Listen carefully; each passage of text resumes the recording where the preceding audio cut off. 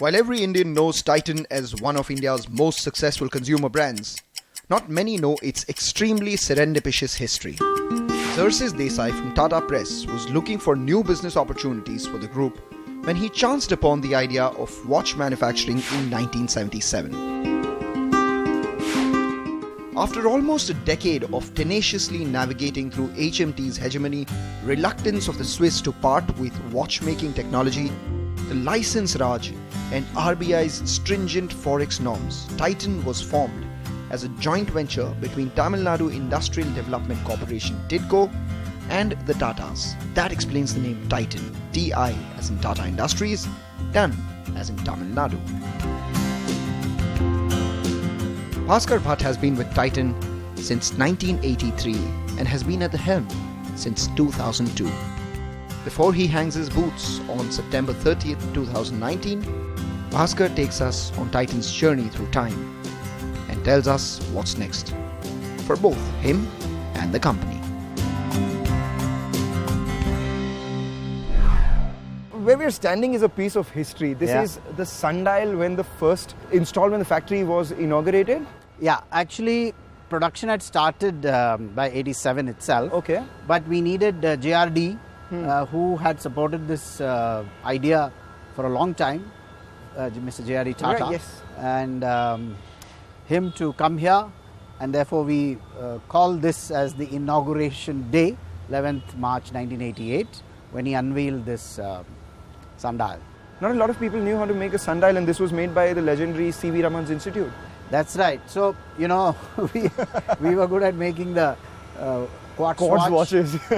We also knew how to make a mechanical watch using the movement, which has moving parts. This has the sun as the moving parts. You yourself joined in 1983. That's right. And the company is at its best. How do you look back at that journey? If I were to encapsulate in one word, it is about pursuing excellence, which in some ways JRD, personalized, consumer inciting, and then translating that into design, product, the advertising, the environment in which it is sold, all that we have pursued. And therefore, if you ask me, excellence divided into two: customer excellence and people excellence. All right, you summed it up perfectly and set the tone for the show. So let's take a bit of time travel, if you must, and go through all the things that took place in Titan and what it made you and what it made the company. Let's go.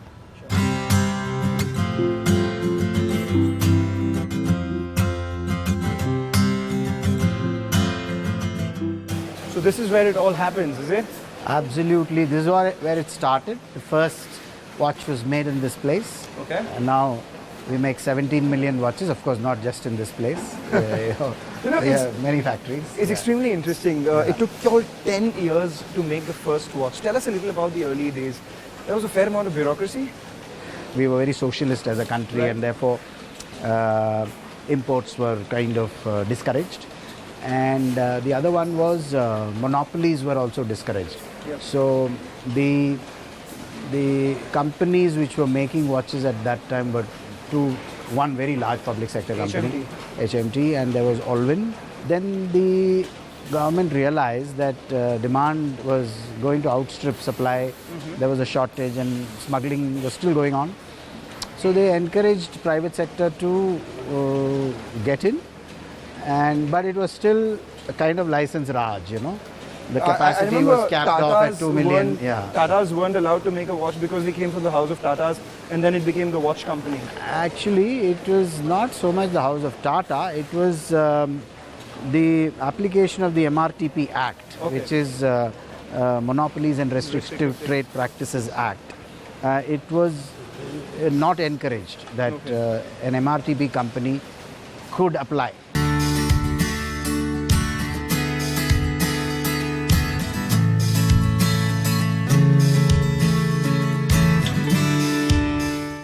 I know that you were working at Godrej and Boyce, and then there was an ad in the newspaper which didn't even talk about the company.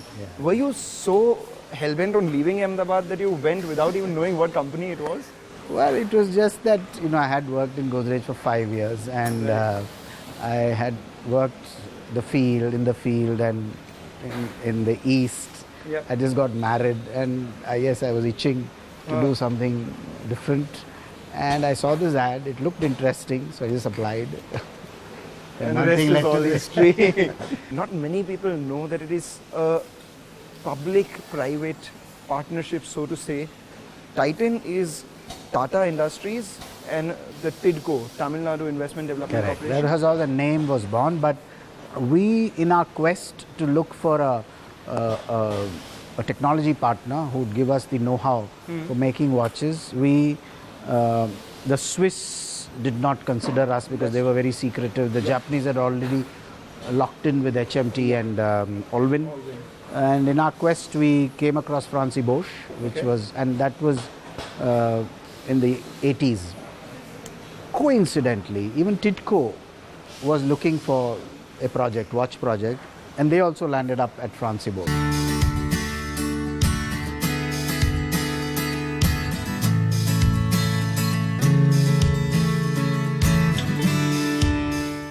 Tell us how it was working with the legendary Mr. Desai, the legendary JRD Tata, there was Mr. Meenu Modi, all of them. How was it? Well, when you're in the moment, you don't realize how historic it was. But when you reflect back, only then you realize that the importance of those meetings and moments. And JRD was alive, and we were even at that time in awe of him. But he was such a simple man. He would engage. Tell us a story from Mr. Desai and Mr. JRD Tata that you would regale to your grandkids. It was in Mr. Desai's house. Okay. And there was quite a few of us, 20, 30 of us. And over dinner, there was somebody who was talking to JRD. I don't know whether he was fishing for business or I don't know what it was, Okay. And I remember JRD calling Mr. Desai aside and quite loudly saying, in Gujarati, this guy is trying to butter me. This guy is trying to butter me. I don't know what his intention is, but almost saying, look, can we have some fun, getting into business. But I think the big, contribution JRD made really was to, place this idea amongst certainly all of us, and especially in the group, that at the turn of the century, India would have 1 billion wrists, and those need to be adorned with watches, and therefore the potential for watches was far higher than the capacity that the country was building.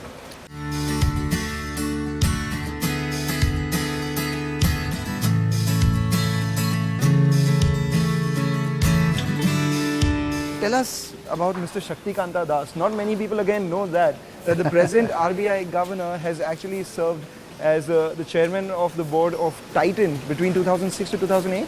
Yeah, well, it's by the joint venture agreement, the chairmanship is always with Tamil Nadu Industrial Development Corporation. They have the right to appoint the chairman. The Tatas nominate the managing director. Remember one project that we had presented to him, and he was there at the time of approval, was our mass market brand called Gold Plus, which we launched thereafter, after the approval was received.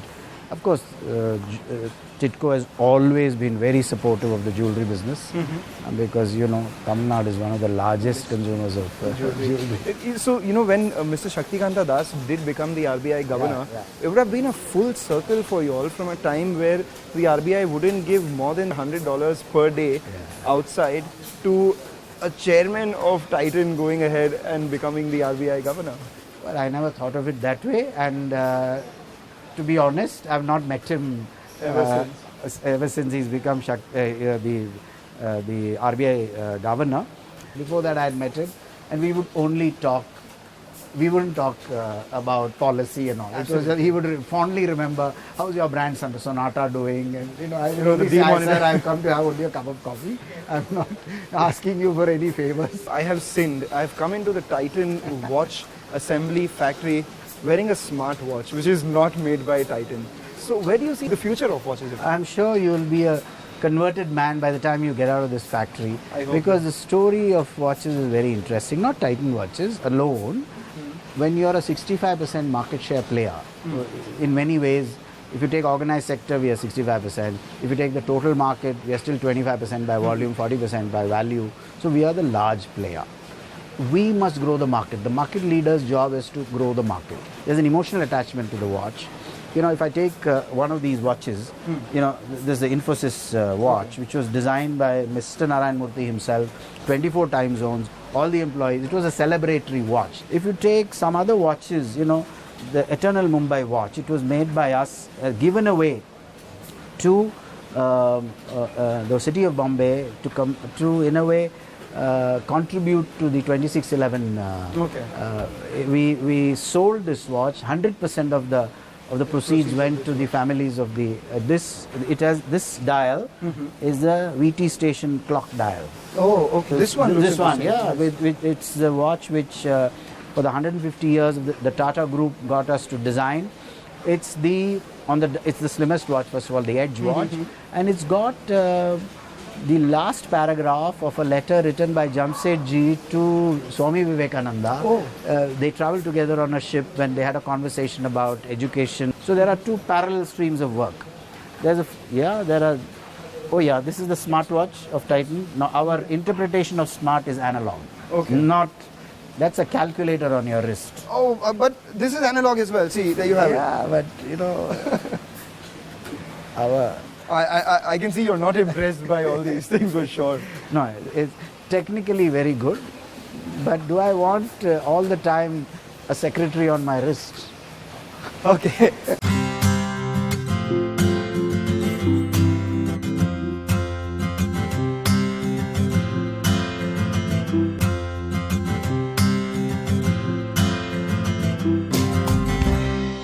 There's this clock which looks like any other clock. All right. But it's it's a GPS clock. It loses or gains 1 second in 100,000 years. If you ask me, it's my toy. Okay. We don't sell it commercially. It's just in a way my obsession with accurate time. This is my toy, if you must. Okay. Join us, because when we talk about Titan as a brand, we've heard of the name, we've heard of the watches, we've seen the advertising. The one thing that really stood out, and to my mind I think, was what differentiated Titan from everyone else, was the use of music. Mozart's 25th symphony that you had. This caught the imagination of the country in a way. Absolutely. And it was actually OBM, Ogilvy, Benson and Mather. Yep. Now they're Ogilvy. The creative head, Suresh Malik, who presented this. I mean, those were very nostalgic, if you ask me, those meetings were. And we had some stalwarts, Mr. Mani Iyer, Suresh Malik, Rhoda Mehta. None of them is with Ogilvy. In fact, both Suresh and Mani Iyer are no more. Rhoda is in Pune.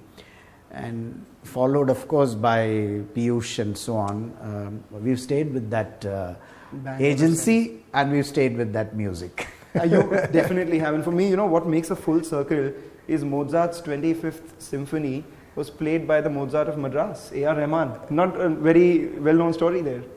Yeah, I mean, so it's in Titanian's heart.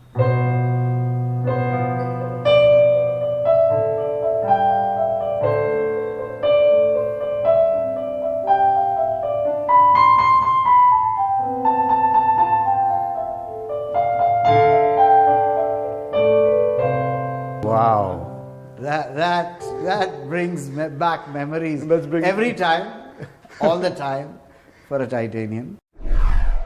The one business that took the company into another orbit altogether was the jewelry business. I want to tell you something interesting about the jewelry business. Again, it was in the mid-90s, as usual. Mr. Desai, our founder, was looking at getting watches to Europe. Okay. And at that time there were restrictions on foreign exchange, and we had to set up a plant for making high-end watch cases and bracelets.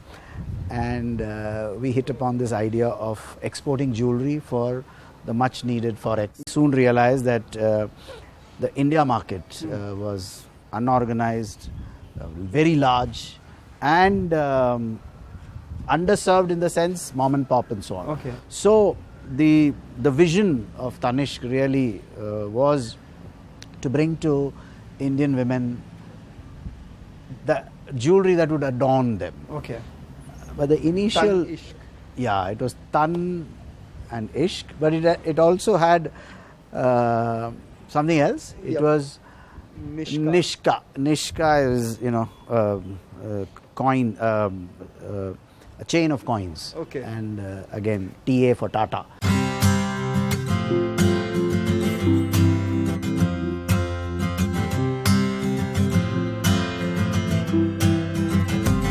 The other surprising story, which very few people know, Tanishq came into public view as a watch. Oh, really? Yeah. It was gold watches. Of course, that was not the strategy.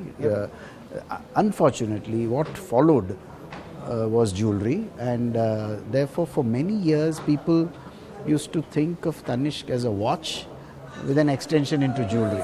Everyone has their own family jewelers, like you said, mom and pop. Those are the people they trust.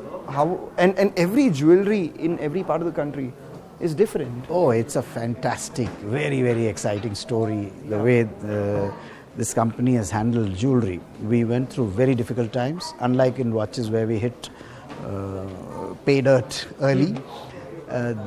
This business struggled for 7 years. Yep. And but it was the people in the company and particularly in the division who were determined to make a success out of it. Okay. There was one element that was introduced, which was purity and the carat meter. And the carat meter changed in a way the fortunes of the jewelry business. And the fortunes, brought misfortune to the other guys who were stealing. Yeah, and it changed the fortunes of the business and the way people started looking at jewelry in the country. The way jewelry is manufactured in Titan itself is unique. It's in-house manufacturing as well as where we have applied engineering. At the same time, we have raised the craft. The craftsman's life has changed. There's something called a Karigar Park where we bring Karigars from Bengal and under one roof where their productivity improves because actually jewelry is made in pretty despicable environment. And so a lot of good things happened for you, right? There was demonetization, which gave you a lot of share. After that, there was GST that gave you a lot of share. Well, let me tell you, before demonetization itself, we were soaring. I mean, our market share was increasing and certainly the trust factor was working, but it was not just trust. See, our effort has always been to make them want jewelry for adornment rather than for investment. And today, I would say we certainly are the Tiffany of India. 40,000 is your target for 2023. Is there a chance, the rate at which you're going and the confidence which you are exuding right now, it could be achieved much before that? These targets have been worked in a very systematic manner, store by store, town by town kind of thing by people in the company. It's also ambitious, but I do see no problem, at least in achieving that target. Whether we'll exceed it, there is this uncertainty about gold itself and diamonds themselves. Diamonds, there's CBD right now, the synthetic diamonds, etc. Synthetic diamonds, etc. They're emerging, but do you think the millennials still want jewelry? It is a challenge. However, we are dealing it in many with Carrot Lane, Mia. We have brought very friendly pricing into diamond jewelry, and finally, the desire to invest in preciousness and the desire to adorn yourself doesn't go away. What's your outlook on Carrot Lane itself? Like, by how much do you expect it to grow It's growing at 40% year on year, and the better part is it's also breaking even now, making more money. I mean, the margins have improved, so we have fantastic hope for Carrot Lane.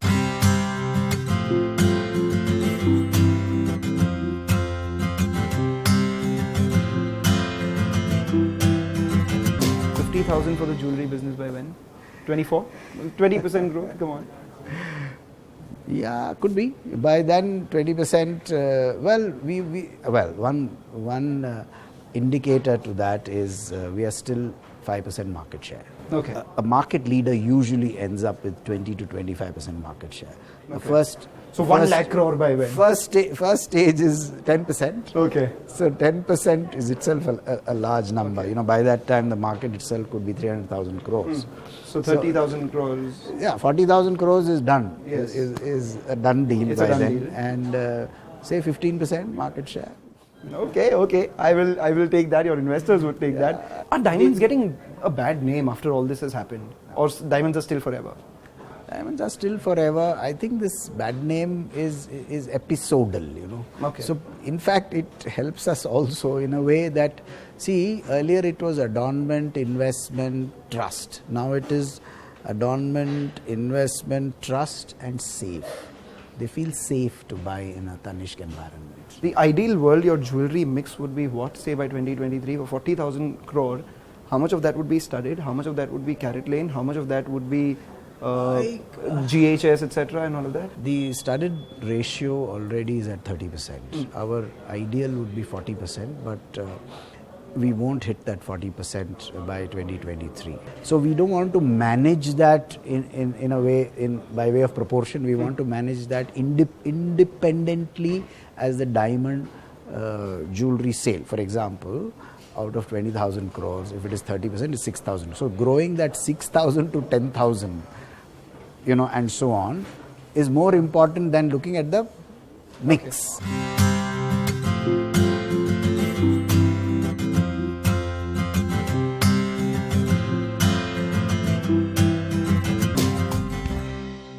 So, Eyewear, how did you all decide Eyewear?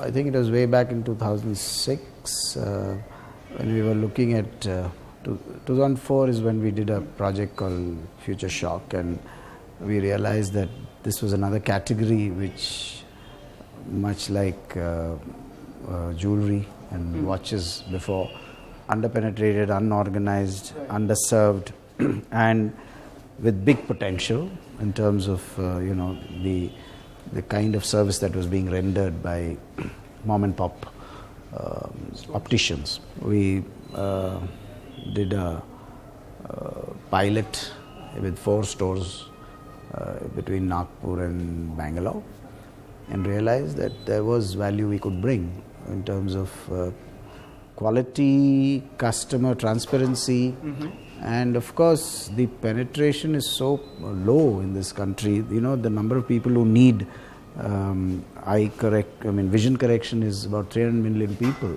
So your eyewear business, what is the revenue breakup out there? How much of it is via sunglasses? How much of it is precision? And how much of it is your own sunglasses? How much of it is brands that you have? Well, just to give you a rough and ready number, the business is at about 800 crores, and a substantial part is prescription eyewear.